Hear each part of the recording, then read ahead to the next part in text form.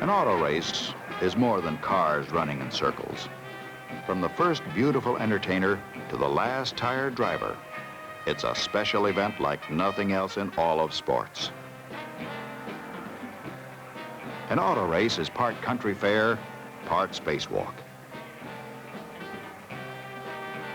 More than 70,000 come to Darlington every year to share the electric excitement of the Southern 500. For the track at Darlington is more than slick asphalt and wicked turns. This is a track with history, and the men who come to drive have that history burned into their own memories. For 24 years, they've written a proud record book. Major League stock car racing began on this track, and the men remember. Take Bobby Allison. He'll never forget that 2 years ago, he trailed Richard Petty for miles, then blasted his way into the lead. Petty had more than 100 victories in stock car racing. Allison was a struggling driver just beginning to make a name for himself. When Allison beat Richard Petty and won the Southern 500, the racing world took notice. It was a turning point in Allison's career. He had his pick of cars to drive, and more than that, when he beat the track at Darlington, he knew how good he really was. A year after that victory, Allison was running second to David Pearson, another tough, shrewd driver with more than 50 victories behind him. Allison and Pearson locked horns in one of the most amazing battles in stock car history. Finally, Allison took the lead, and 100 miles later, the victory. A year ago, Allison became the third man in history to win 2 Southern 500s back-to-back. Now, can he do what's never been done? Win 3 in a row? This is Richard Petty. He's raced for 15 years, but Darlington's been tough on him.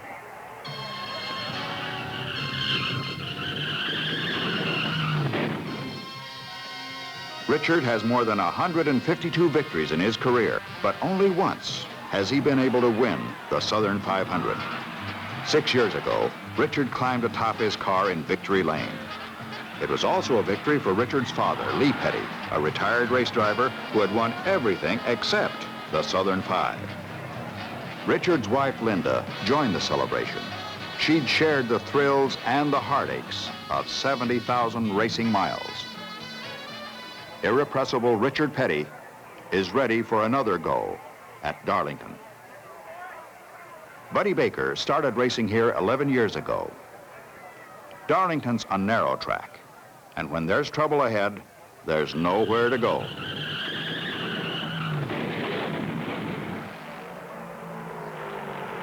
In 1969, Buddy learned that sometimes you pay for somebody else's mistakes. 4 years later, Buddy faced the same problem in the same place with the same results. Somebody in front of him made a mistake, and Buddy lost the race. When victory finally came to Buddy Baker, it was long overdue. Buddy's father, Buck, had won 3 Southern 500s in his brilliant career. Buddy's victory at Darlington marked the first time a father and son had won the same race on the same track. Buddy's run a lot of miles since this picture was taken in 1962. But the lure of victory at the Southern 500 keeps bringing him back. Cale Yarborough, born 11 miles from this track, peeked under the fence when he was a boy, not knowing that one day he would take a ride that would never be forgotten. In 1965, Cale was running in number 27, challenging Sam McCragg for the lead when suddenly, Cale Yarborough was outside the racetrack. He said later, "I looked down and saw grass, and I knew I was in trouble then, because no grass grows on the Darlington Raceway." Well, he walked away from that one and came back 5 years later to take another ride. almost as wild.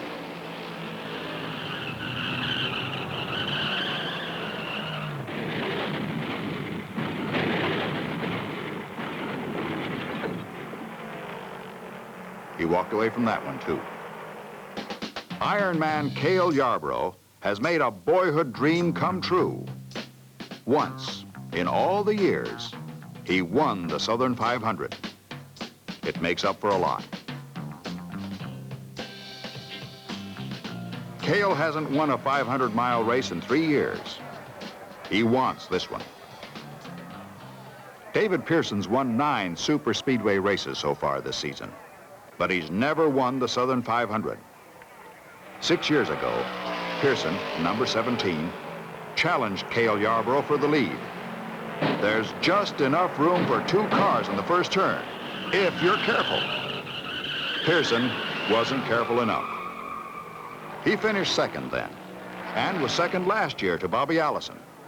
This year, Dave Pearson's having his best season ever, and he's tired of being the bridesmaid. Today, Pearson's driving the fastest qualifier. It's time to go racing. We've been waiting for. Gentlemen, start your engine. 44 engines thunder to life. Leading the field from the inside of the first row, David Pearson, who qualified at more than 150 miles an hour. Next to him, Bobby Allison, winner of the last 2 Southern 500s. Inside the second row, Richard Petty in number 43. On the outside, a rookie, Darrell Waltrip. In row 3, Buddy Baker, number 71, and Charlie Glotzback, a hard-running veteran. Behind Glotzback is Cale Yarborough, number 11, and Benny Parsons in number 72. Stock car racing began here in the South, but now is a national sport. The infield and both grandstands are packed with fans from all the lower 48. Many of them have come every year since racing started in 1950. The fastest starting field ever seen at the Darlington Raceway is running for $138,000 in prize money and a place in the record book. They'll run 500 miles in less than 4 hours. On the front stretch, the caution flag keeps them down to 100 miles an hour. The green flag flies, and they're racing. Bobby Allison's engine bogs down, and David Pearson takes the lead, with Petty and Glotzback right behind him. Allison holds on to 4th spot as they accelerate through the first and second turns. Cale Yarborough is in 5th position. The backstretch, and they're really moving. Pearson leads Richard Petty into the 3rd turn. Petty slides and corrects. At 140 miles an hour, the track is slick as ice. Darrell Waltrip finds out the hard way. He slides into the wall on the 4th turn and heads right for the pits. Charlie Glotzback beats Richard Petty into the 1st turn and sets his sights on Dave Pearson. Glotzback follows a simple race plan. Drive it as hard as you can, as long as it'll run. If it breaks, build it better next time. As long as there's a car under him, Charlie will be tough. But Glotzback's not the only charger. There's a tough one right behind him. Here's Cale Yarborough making his move on Charlie Glotzback. Cale in number 11 grabs 2nd place. Bobby Allison is 4th. There are 3 Chevys chasing David Pearson's Mercury as the leaders overtake slower cars, putting them a lap down. Cale tries to lead. Can't do it. Bobby Allison thinks fast as Charlie Glotzback lifts his foot for an instant. Allison's got 3rd spot as the slower cars move out of the high, fast groove, giving the leaders racing room. That's what makes Darlington so tough. There's only one really fast way around the track. Richard Petty's dropped back to 5th place.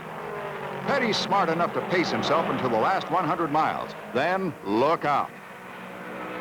David Pearson's still the leader, but Cale Yarborough is running him down. Then, takes the lead. Bobby Allison follows right behind him, putting his number 12 into 2nd position. In the wink of an eye, David Pearson drops from 1st to 3rd. Yarborough leads, Allison 2nd, then Pearson and Glotzback. The front runners are traveling 148 miles an hour, a new track record. Lenny Pond is in the pits, blindfolded. He suddenly found himself on instruments when the hood latches gave way. Yarborough leads, and Bud Moore's in trouble.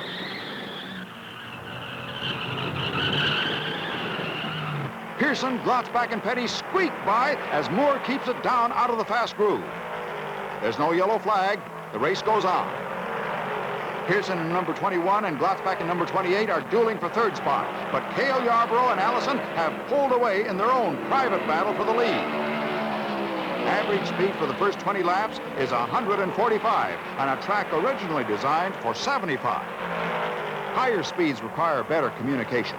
Many crews now use radio to keep their drivers informed. Junior Johnson's linked up with Cale Yarborough. A spin in turn 3. It's Tom Gale. There's another car out of control. Johnny Barnes in number 89.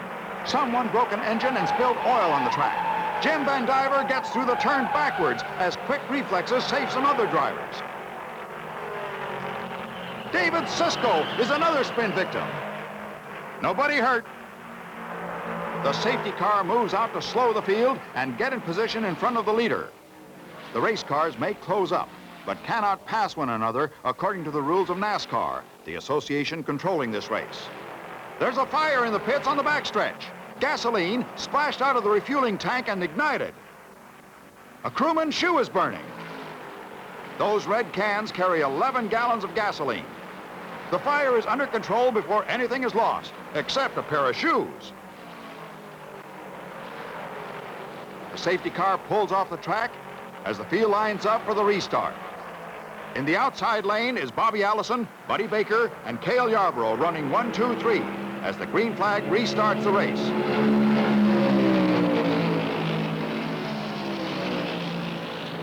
Buddy Baker, driving Dodge number 71, is challenging for the lead.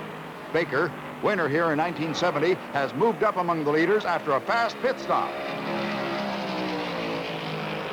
Baker takes the lead, and in the same moment, Charlie Glotzback takes third away from Cale Yarborough.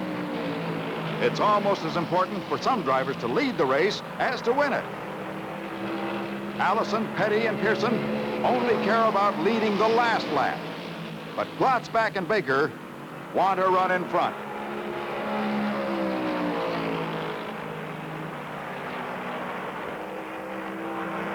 On the backstretch, Baker moves low on the track as his speed suddenly drops. Glotzback runs for daylight. Charlie Glotzback takes the lead, but there goes Bobby Allison snatching it away.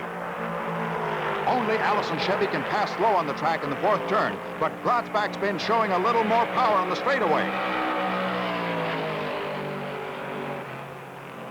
Glotzback blasts into the lead again. This is tremendous racing. Allison in number 12 settles for second place and waits for another chance. He passed Glotzback once and has the confidence that comes with winning.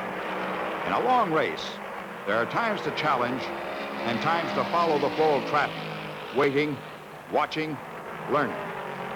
On the front stretch, Allison tests Glotzback,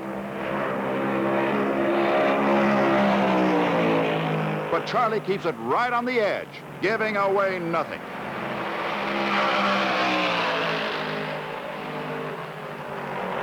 Three fast Chevys are flying down the backstretch.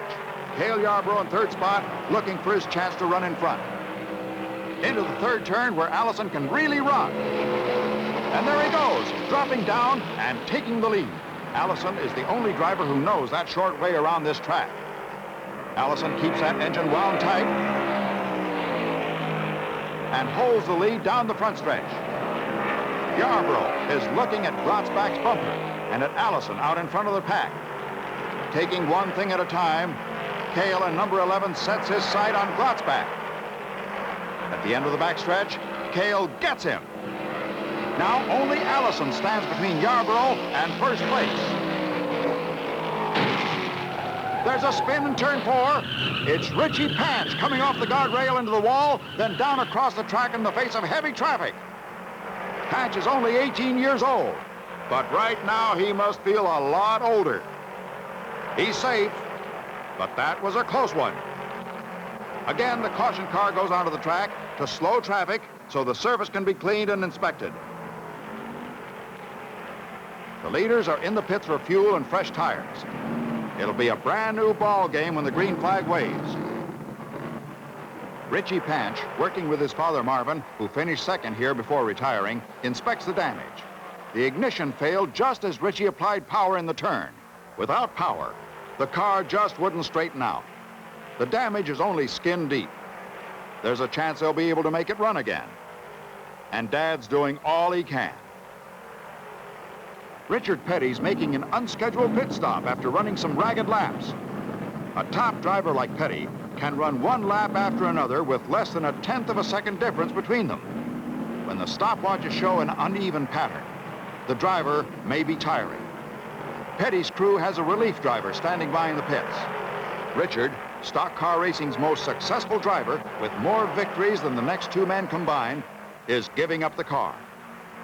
South Carolina has been baking in a week-long heat wave that sent temperatures into the high 90s. The temperature of the track surface is more than 140 degrees. There's a three-car accident on the fourth turn. Ray Williams, J.D. McDuffie, and Henley Gray mangle each other's sheet metal, but don't do serious damage to man or machine. That's Henley Gray's car with fender at half-mast. The yellow flag slows the traffic while a wrecker goes out to bring Gray's car back to the pits. Cale Yarborough's Chevy is in the pits, needing fuel and tires. Right behind him is Dave Pearson's Mercury. The first car back on the track will have an edge when the green flag waves. It's a race of pit crews as 5 men service each car, changing 2 tires and pouring in 20 gallons of gas. In 16 seconds, Cale's rolling again, and Pearson's right behind him. The pits at a NASCAR race are the fastest service stations in the world. At the end of pit road, they're held until the traffic breaks. Then, in the same order, they rejoin the pack. Cale will be in front of Pearson when the green flag waves. Charlie Glotzback drives behind the pit wall and out of the race. The rear end is threatening to lock up, and Charlie would rather park it than crash it. They're ready for a restart. The green flag will come out in one more lap. But Cale Yarborough gives up first place and heads back to the pits. Yarborough's crew saw Dave Pearson's mechanic signal for a pit stop. Pearson realized the green was about to fly and ignored his pit signal. But Yarborough's crew has radioed to their driver, who has obeyed. Now, Cale has 4 new tires, but a lot of lost ground to make up. He'll be in back of the field when they restart the race. The other cars are half a lap ahead, traveling 90 miles an hour behind the safety car, as Yarborough roars out of the pits, running hard to close up with Pearson and Allison, who are both ahead of him. Glotzback is out. Baker has spent too much time in the pits. Petty's car is not as fast without Richard at the wheel. It's down to a 3-way battle now. Pearson, Allison, and Yarborough. Pearson's going to be the first to take the green flag on the front stretch. Buddy Baker is right behind him, but has lost a full lap. There are 2 more slow cars. Then Bobby Allison, who is running second. Cale Yarborough trails with 6 cars between himself and first place. Pearson really puts the coal to it. He's the kind of driver that babies his car through the first 400 miles, then nails his foot to the floorboard. The fans sense the drama unfold. Cale Yarborough has less than 100 miles in which to catch Pearson. Yarborough has closed in on Bobby Allison and goes by him to take second place. Allison has slowed down. He may be having trouble with his car. Buddy Baker's car handles better on fresh tires, and he goes by Pearson to unlap himself. This should put some heart in Yarborough. If Baker can pass Pearson, then perhaps Yarborough can catch him too. Jim Van Diver parks his car in the 3rd turn. He hasn't been running right since an earlier crash. There's no yellow flag. The race goes on, full speed ahead. Yarborough has hauled up on Dave Pearson, who has never won the Southern 500, although he won the Rebel race run here in the spring on 3 occasions. The Southern 500 has jinxed him, although he finished second to Bobby Allison a year ago and to Cale Yarborough in 1968. Any finish better than fourth today will put Pearson over the $1 million mark in total purses won. There are 15 laps to go in the race, and Pearson knows that Yarborough is going to be knocking on the door any second. This is what stock car racing is all about. The final showdown after more than 400 miles of blazing competition. Cale Yarborough's going to try for the lead. Yarborough taps Pearson's fender, and Pearson's out of control. Yarborough takes the lead.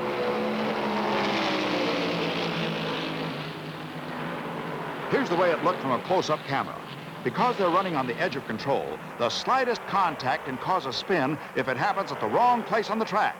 All drivers know this and try to keep some daylight between the fenders. Pearson still wants to win. He's right on Cale Yarborough's rear deck. If he were any closer, he'd be in Yarborough's back seat. There's no contact. This game is too serious, too fast, and too dangerous for fender banging. Yarborough Chevy has the lead, with Pearson's Mercury close as a coat of paint and 6 laps still to race. First place is worth $20,000. Second is worth only half of that. But they're running for more than money. Both of these men have worked and suffered on this track. Both have seen victory and defeat. And both will tell you when you've won at Darlington, you've done it all. Again, Pearson tries for the lead. And again, Yarborough holds him off. As a boy, Yarborough peeked through these fences. As an underage youth, he lied his way into the starting field. Now, he's got a chance for his second victory at this track that lies only 11 miles from his hometown. Yarborough's in a 3-year-long slump. This year, in a new car, he's bounced off every wall on the NASCAR circuit. Bobby Allison's car creeps into the pits like a tired war horse at sundown. A year ago, he won everything in sight. It's part of racing luck. The hood is up, and that spells trouble in this league. Once you raise the hood, you can't win here. Allison, with front-end trouble, sees his dream of 3 Southern 500 victories in a row go up in smoke. Allison goes back to the race, 4 laps down on the leaders. He's in position 6. Pearson's running hard as ever in second place, but Cale Yarborough has found extra horsepower and is running away with first place. Yarborough has put a lot of daylight between himself and Pearson's second-place car. His Chevy is running fine, and Cale doesn't want to spoil things by changing his pace. 3 laps to go. 2 cars spin coming out of turn 2. It's Henry Gray involved in his second accident of the day, and James Hilton goes with him this time. Hilton will try to keep it running, but for Henry Gray, limping around to the pits, this was not his best day. There are 2 laps to go. Pearson has closed in on Yarborough. The caution signal slows all cars. Will the green flag again signal for high speed? There's the white flag on the front stretch, and the pace car is on the track, leading Cale Yarborough on the last lap. They'll finish the race under yellow. Cale has his hand raised in a victory salute. He's done all the high-speed running for the day. There's nothing left to prove. Cale Yarborough is the fastest who ran longest at Darlington this afternoon. Cale Yarborough cruises into sight of the checkered flag, running no more than 90 miles an hour. It's hard to believe the first race run in 1950 was won at an average speed of 76 miles an hour. Yarborough's winning speed, 134 miles an hour, a new record. His crew runs to meet him at Victory Lane after flashing the traditional sign that means, "Come in. We'll help you spend part of the first place money." Yarborough's victory was a popular one. His fans in South Carolina are many and loud. Cale Yarborough wheels to Victory Lane to meet his crew. As Junior Johnson put it, some of the crew got ill when the car was wrecked so often, but there's no better medicine than to win a big race. There's a hug for Herb Nabb, the crew chief, while Junior Johnson waits nearby. If that pit stop had gone wrong, if Cale hadn't been able to catch Pearson in the final laps, well, riots have started for less in this part of the country. Yarborough is joined in victory circle by his wife Betty Jo and their daughter Julianne. Cale Yarborough, who went over the wall 8 years ago, has won his second Southern 500.